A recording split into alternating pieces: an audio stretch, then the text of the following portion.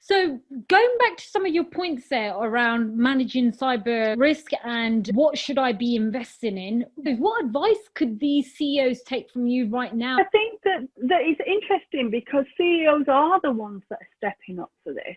And whilst, the technology officers, the CTOs, the CIOs are enabling some of this, because technology is partly the problem, partly the answer, it's actually the CEOs that are stepping forward on this, the ones we've been working with. And that's predominantly because this is a strategic play.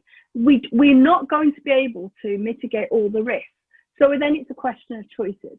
But it's making investments that year on year move you closer to managing the risks you're most concerned about. And so the first thing I always talk to everybody about is you must have a cloud first strategy.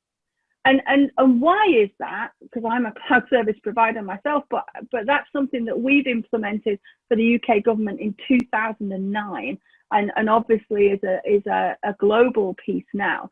But why is the whole mechanisms around cloud and all of that? It's actually another seminar. But what I would suggest the conversation is around is, and if this has got to be your most important takeaway of everything I say today, if you don't have a cloud first strategy, you're not going to have artificial intelligence. No cloud, no AI, but it needs to be in a secure context. It needs to be ethical. It needs to be all the things that we have around safeguards of AI. But if you don't have a cloud first strategy, you're not actually going to be on that first step of the ladder to move ourselves out of this. But what else? The global plan for the G20 economies focused on one key cyber risk category. I was amazed to find out how this conversation at G20 level was not on the table, because it's something I've been doing since 2015 and the core of my work. And I've actually been training the cyber industry since February to get on board with this one. And that key cyber category is what we call CNI, the critical national infrastructure. Working from home has put strain on everything, including beyond our borders, beyond our companies, beyond our supply chains.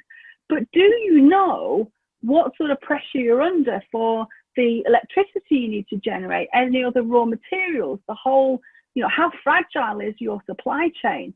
So where is that, and what do you need to do? And again, I've been training my cyber peers to start to focus on that and build some capability in this.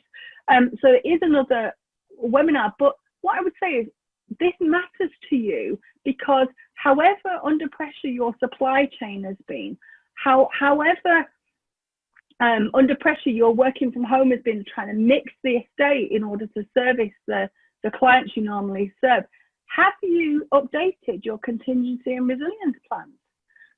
If you haven't done that, and you haven't done it with this being the future, then very definitely there's a huge conversation to have there.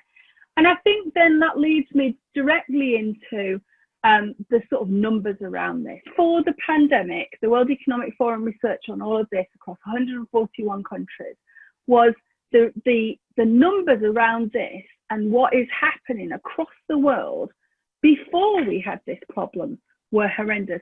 At the lower level, with the small businesses, 12% of their turnover is going missing on an annual basis. And the numbers that Kate talked about were specific examples, which if you ripple that across the world, which of course we did at the World Economic Forum, there is a landscape change that needs to be done. And I've prepared a giveaway for Kate to get to you as an audience. So I'm going to ask her to be able to make that available to you, that summarizes that World Economic Forum research around that threat, because that piece of it should inform and should drive your spend, in my view. Now, technology, as I said earlier, is part of the problem, part of the answer, but it is definitely the route or the lever to use to manage this risk.